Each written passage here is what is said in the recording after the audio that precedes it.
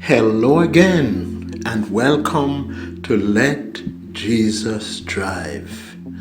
Let Jesus Drive is a special devotional thought.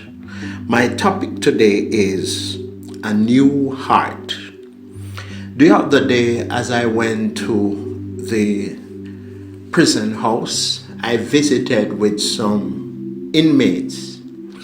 And somehow, as I was sitting there for the time when I would start my ministering, a perspective came before me. And the perspective is this. As I looked at the grill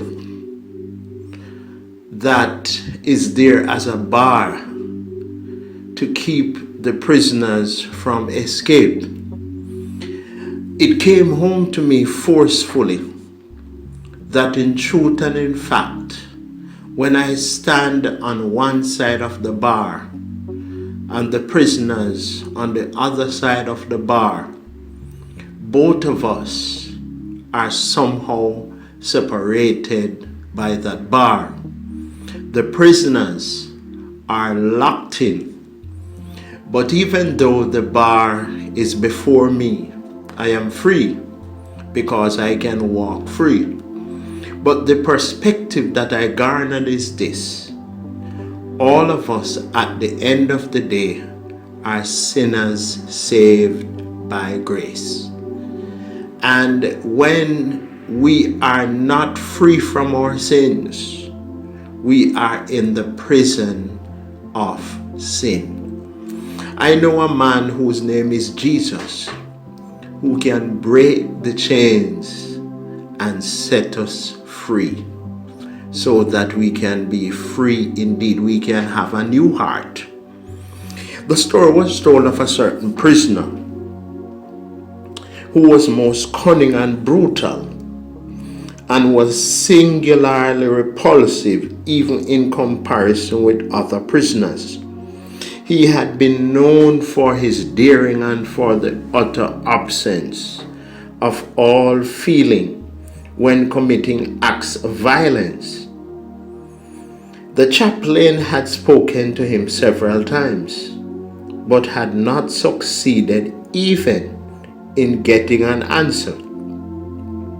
The man was sullenly set against all instruction.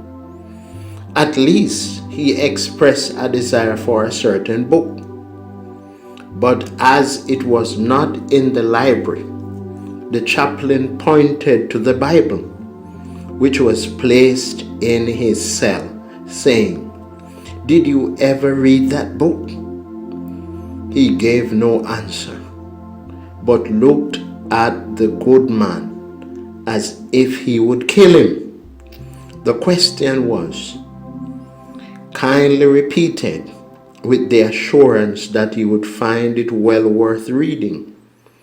"Mister," said the convict, "you would not ask me such a question if you knew who am I.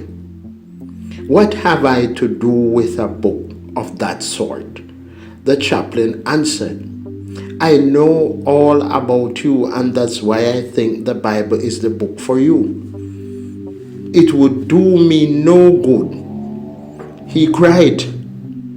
"I am past all feeling." Doubling up his fist, he struck the iron door of the cell and said, "My heart is as hard as that iron. There is nothing in any book that will ever touch me." "Well," said the chaplain, "you want a new heart? Did you ever read the covenant of grace?" To which the man answered sullenly by inquiring what he meant by such talk. His friend replied, "Listen to these words. A new heart also will I give you, and a new spirit will I put within you." And it's taken from Ezekiel 36, verse 26. The words struck the man with amazement that day. He asked to have the passage found for him in the Bible. He read the words again and again, and when the chaplain came back to him the next day, the wild beast was tamed. "Oh, sir," he said, "I never dreamed of such a promise.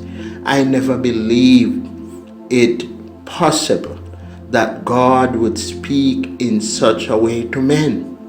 If He gives me a new heart, it will be a miracle of mercy.